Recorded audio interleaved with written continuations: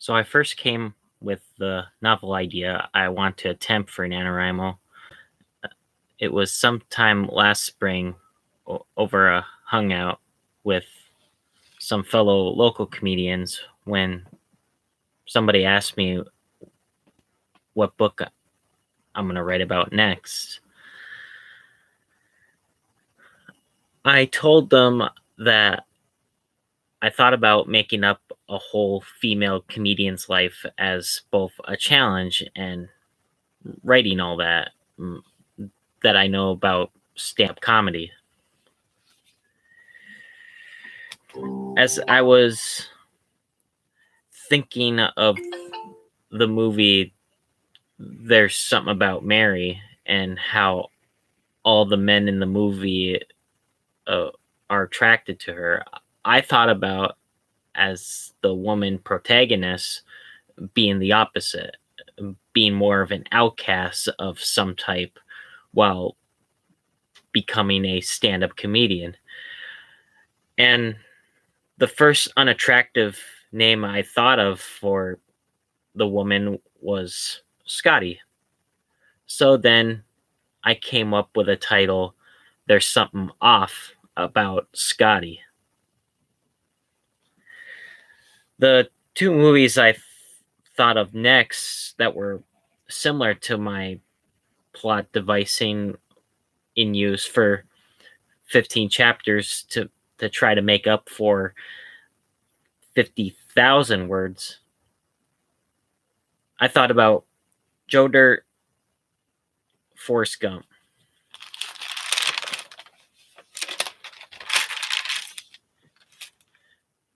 They're both movies telling a fictional life stories that jump in between the main characters' present of telling their stories and past of significant memories.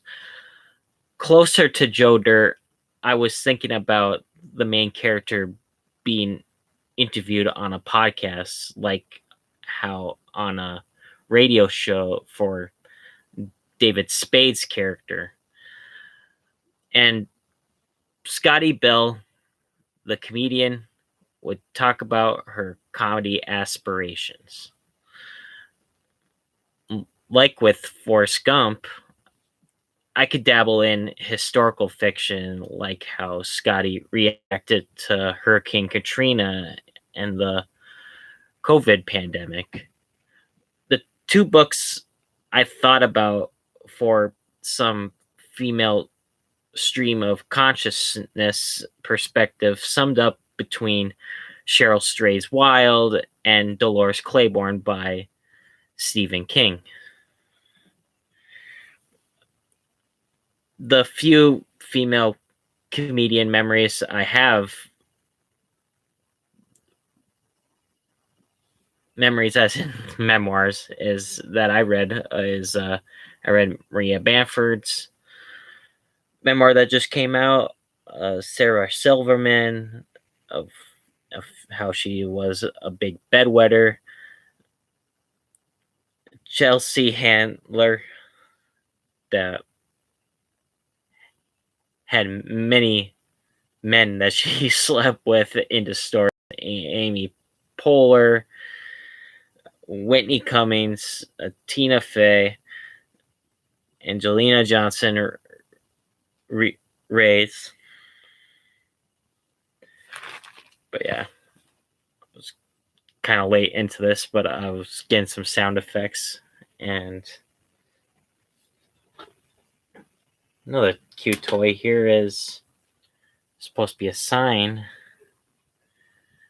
Now it's just kind of too bright. I don't mean to blind you all. Oh, and letters fell down. One letter. Yeah. Gavin's. Yeah, that turns up better.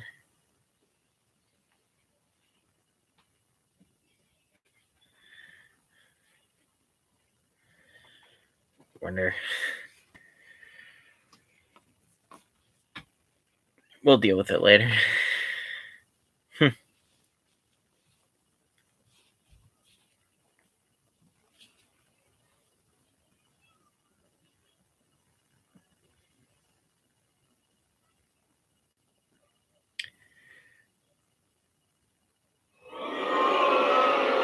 Yeah, boo on me.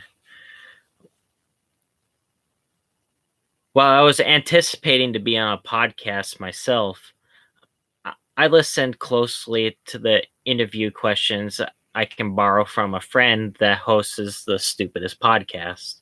And when he puts on an episodes talking exclusively stand-up comedy, like how one does write jokes and what their favorite comedians are to listen to.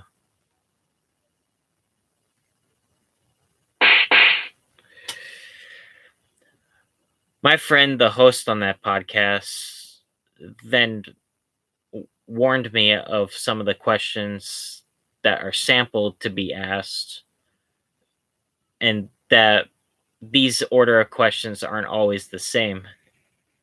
As I was listening into two friends that were also comics on their inputs on their who's humor.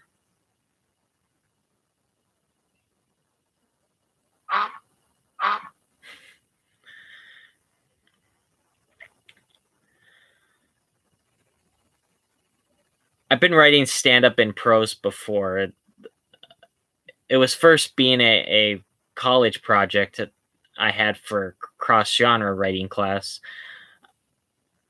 I I entitled it a stimulating set, in which it was about four different stories connected in a young comic's jokes, like my own version of Pulp Fiction, based on one of my classmates' feedback. When more recently, I wrote a short story about three comics with the same first name, which I used from three close friends that knew that as telling a joke. But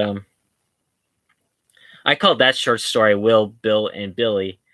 Uh, all three of them read it to themselves and thought my own story was cute.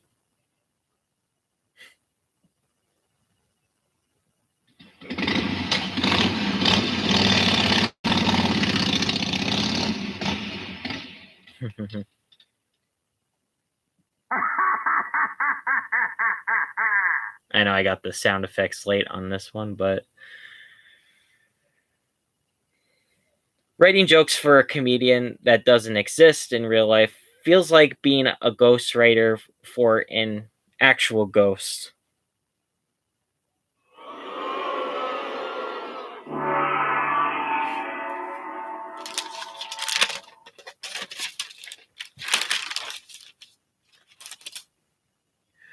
One example of Scotty Bell's stand up routine in a paragraph, I type this: My stepfather at the time was a lawyer. I asked him one time why lawyers don't have mustaches. I was about 12 at the time. Keep in mind, because it was his answer was, then I quote, Scotty meant it as a part of her set that she used in a deeper voice on a more manly character work. Well, finding it hard to different her boyfriends and her biological dad. Here's my closing argument. Mustaches are for firefighters, police officers, and prom chaperones. Yeah, he seems hesitant enough not to slip out porn stars. If only my mom married a porn star. Unquote. Her favorite sound came up: shattered laughs at Green's Cafe at 8 o'clock on a Tuesday night. I've never hacked my mom's cable good enough to get porn in my room, but I did start masturbating to Pawn Stars.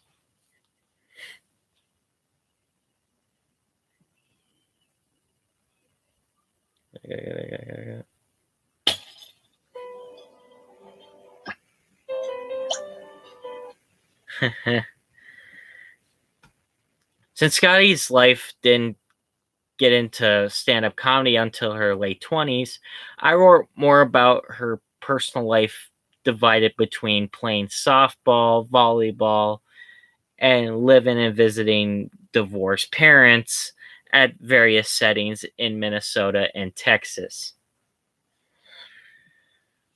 I also gave Scotty a lifelong strange quirk of dogs. She does dog walking, grooming, and training as well as her day job that she could keep on as some sustainability while performing at open mics for free. I just always thought that brought on such the stand-up comedy realism.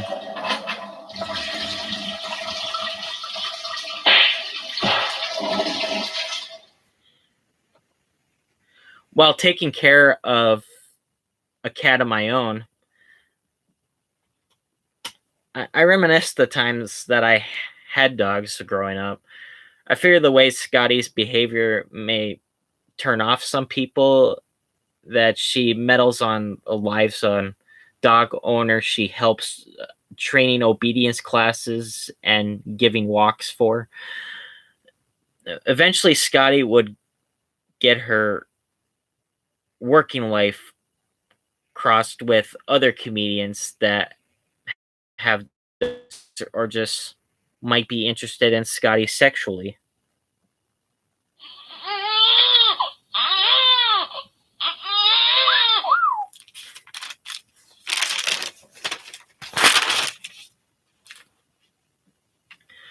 While my wife and I were eating out in Minneapolis to wait for the Tim Allen comedy show, we were watching the World Series on this one shortstop from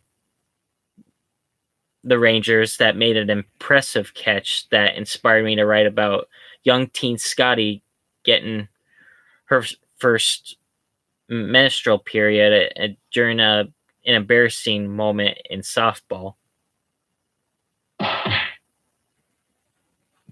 Yet, I didn't get to map out where, in part of the group book, she loses her virginity, as I was testing my own male writer's boundaries on women's sexuality.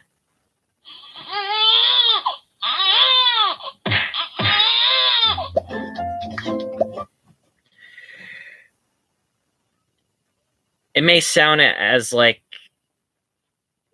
a whole book on mansplaining, maybe in dangerous territory, but yet there are educators out there pushing students to read banned books based on the meme that just pops up on my social now and then.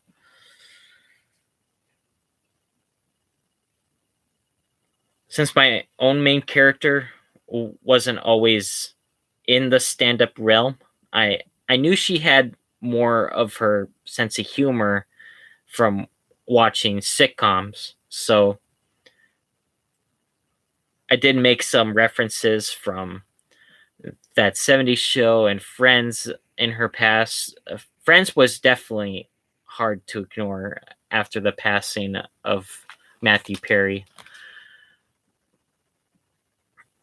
The beginning of this NaNoWriMo challenge was rough, with my late aunt in mind. With the funeral I was approached to attend, I knew that I didn't say goodbye to my great aunt. I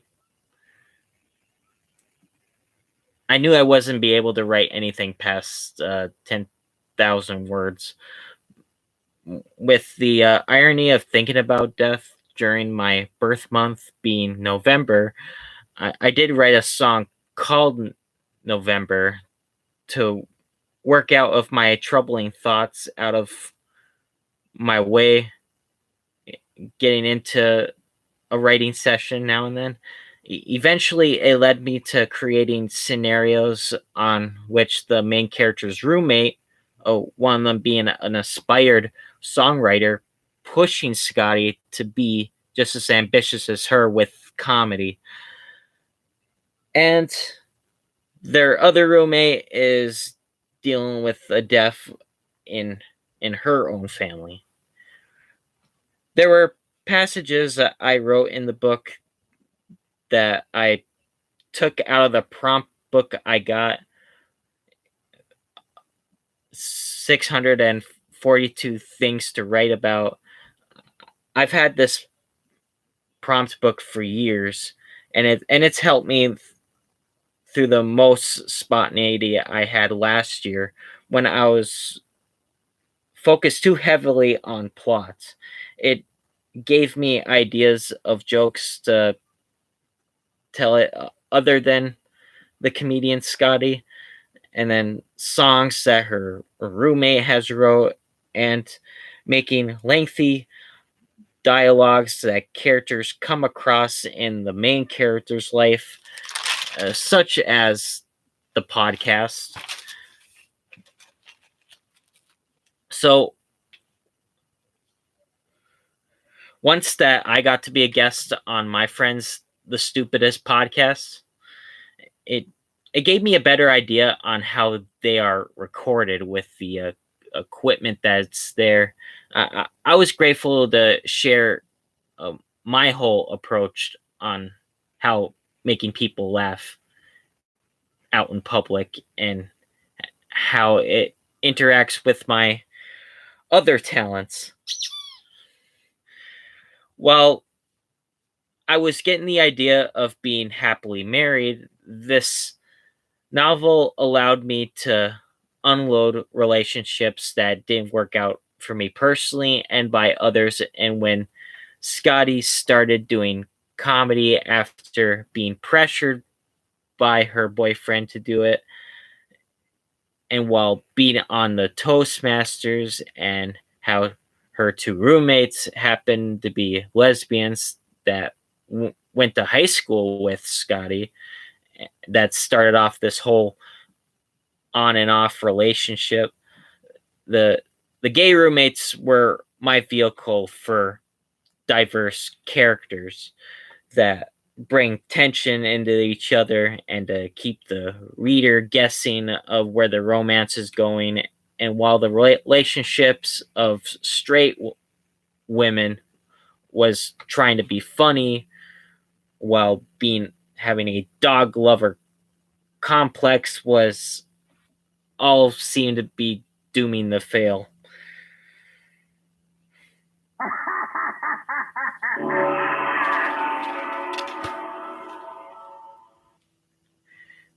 To get into more of supporting characters' point of views on how comedy may go too far for a woman, I read the tell-it-all novel of Roseanne Barr's daughter, Jenny Pentland, about how her life got so complicated under her mother's fame and shadow that went from living part-time among the Mormons during her teenage years.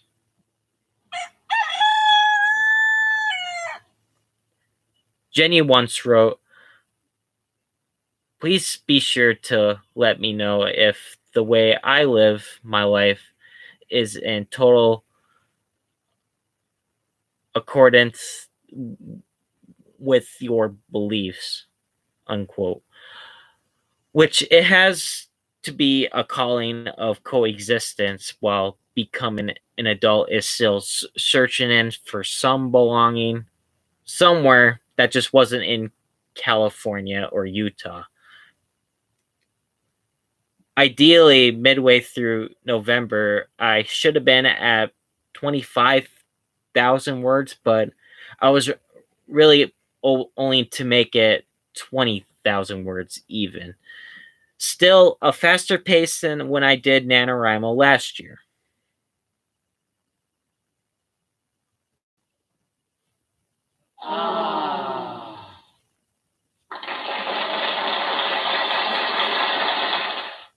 I came across a poem by Jenny Selena that described my improved writing pretty well. I am not the same person I was last year or the year before. And while that seems scary because people stop recognizing me for who I once was, I remembered that who I am changing into now is someone I always dreamed of.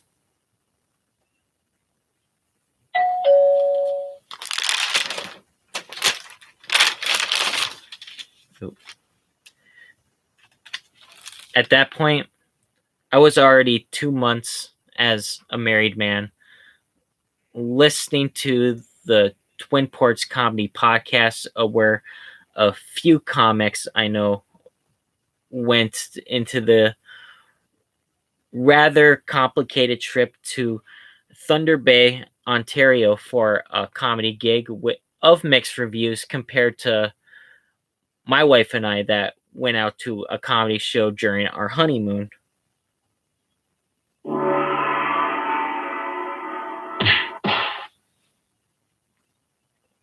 Since I wrote a review on that CD comedy show with the dirtiest minds of Canada, I have to listen to that podcast again for a follow-up piece I thought I would do on my blog, .gav blog. Twin Ports Comedy started expanding with more open mics that ran all 5 days of the week, with including the 2 new places that were added during the month of November. Duluth's Jade Fountain on Monday nights, and Friday nights they were going on as late as 10:30 p.m. at Dublin's.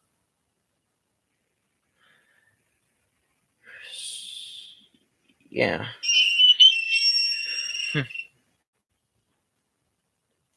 While having to resist the going out on practicing my bits, I had to stay home to keep writing about my past experiences with comedy gigs and the deep conversations I was drawing into the novel as I was getting to nearly 35,000 words by my 31st birthday.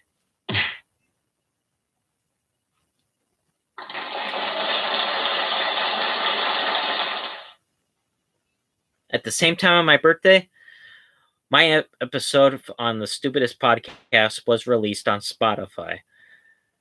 I managed to write all of my podcast dialogue I planned out throughout the book, and there were usually introductions for each of the 15 chapters I plotted into the book, and there were still spaces to fill in the last 6 chapters that I was getting at.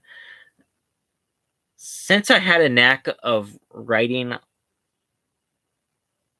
a couple of personal essays about comedy and friendships, I read through them to change up some of the pronouns and the names on how Scotty's life and my life had parallels. Eventually, it became a simple practice of copying and pasting for fulfilling the chapters quite evenly.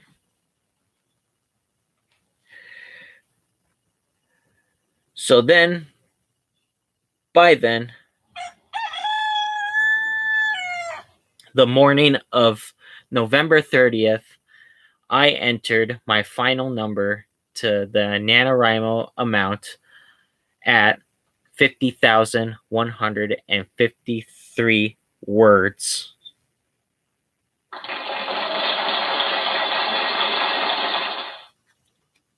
Party graphics and fireworks filled my laptop screen with writer tools and classes with discounts awarded to me.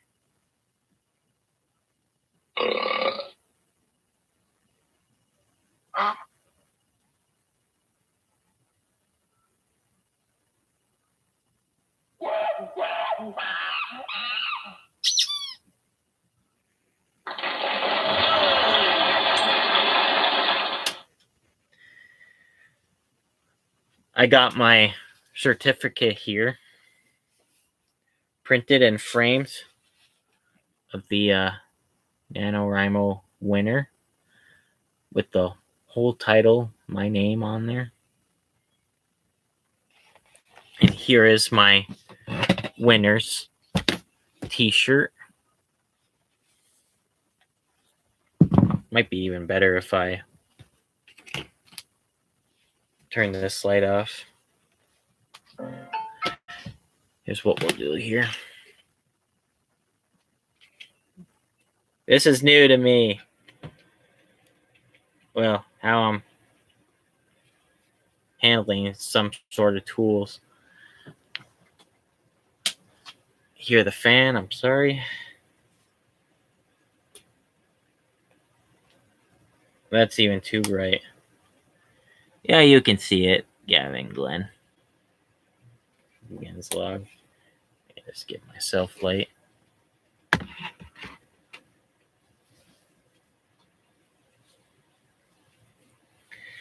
Here's my winter t-shirt and a bookmark. I'll recite this to you. In the NaNoWriMo's dreams, we float through lampoons with you, relaxing on lily pads made of Bayong tough drafts. Together, we're building a writing community that teems with radiant curiosity, separated as we feel in this dimension. Your donation makes alternative futures possible. It lets us dance when we're beyond weary. Thank you for encouraging us all to dream more tenaciously. And we got my tote bag here. Remind me to do more sustainable shopping.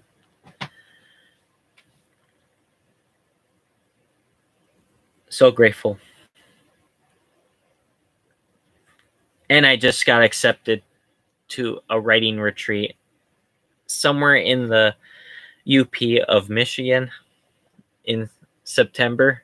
So I just know I'm going to work on another draft, revising. There's something off about Scotty. So yeah, it's all good here. Gavin Glen out.